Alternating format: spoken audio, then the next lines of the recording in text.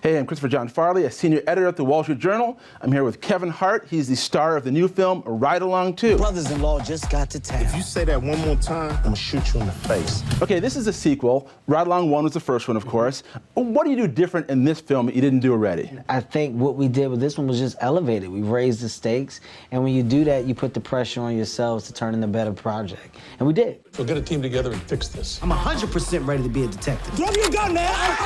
Put it down! Put your gun down. What's wrong with you? My nerves is bad, man. You know, at the end of the day, I think we surpassed what we did with the first one. And the second one is actually better, which doesn't happen in a lot of sequels. But in this particular case, I can go on record and say number 2 is better than number 1. Okay, there's certain things that sequels have to have in them to make them better than the originals. You know, that script means everything. You can fix things on a day, but the script, the foundation of what we have to at least agree on it's a place that's going in the right direction from where we left off in part 1. Because you don't want to be redundant. And I think that's what happens in a lot of sequels. You rely on a lot of jokes that happen in part 1, and you try to bring those jokes back for part 2. You hint around them, but you do new things. You bring nuances, and your characters should always grow.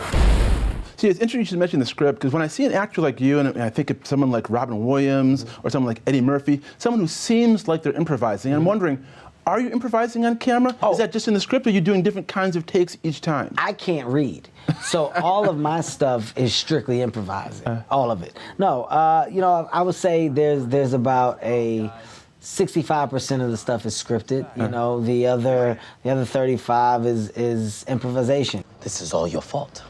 I'm your bodyguard, not your servant.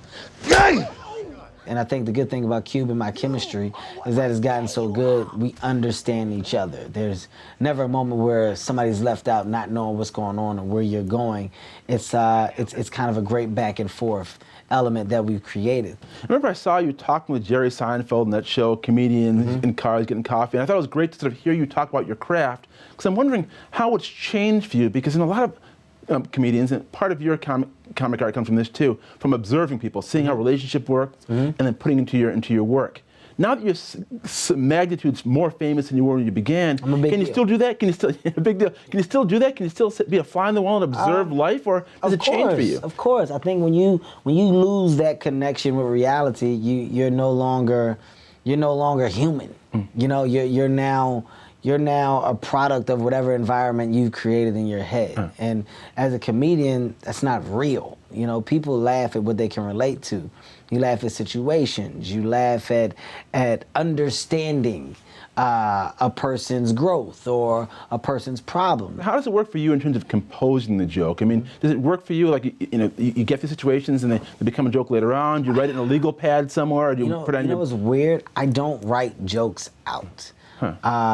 I'm a bullet point guy. Like, something funny will happen. Let me think of an example of something that I've written down. Okay, I'm talking to this guy, and I don't like it when people give me unnecessary Black history facts. Like, I'm talking to this guy, and he's like, hey, I don't know if you know it or not, but these are the first steps that were ever built here, and they were built by a Black man. And I'm like, you know, brother, we're at Walmart. I don't know who you're talking about. You didn't say a name. So in my phone, I'll just jot down unnecessary Black history quotes.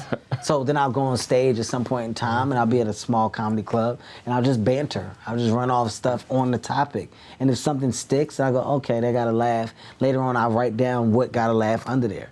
And then I'll go back again, and I'll try it with what got the laugh, and then I'll try to say something else. As things continue to get laughs, I just build on the same premise. But it takes me... Dude, to get an hour of material, it takes me a year and a half. To get it where I want it, that's why I tour every 2 years, every 2.5 years, because it takes me so long to be happy with an hour material because I put so much pressure on myself. I need to laugh every 30 seconds. Every 30 seconds? Every 30 seconds, it needs to be a big laugh. Whether you're on stage or not, or just... And, I mean, on stage. For an hour, if you're doing an hour material, and if I'm doing a stadium, any dead air in that stadium can act as a consequence if I can't recover from it. Well, the movie is Ride Along 2. Yes. Kevin, thanks for coming to the Wall Street Journal. Appreciate it. Thank you. Thanks for having me, sir.